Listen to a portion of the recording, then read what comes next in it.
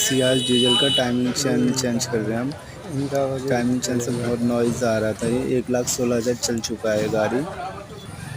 इसका पूरा किट डाल देते हैं। ये टाइमिंग का लॉक है कैम शाफ्ट का। ये क्रैंक का लॉक है ये। और ये मेन पुली हमेशा फ्री होना चाहिए। टाइमिंग के बाद लगता है ना तो ये जाम होते कैम टूट जाएगा इंजन का।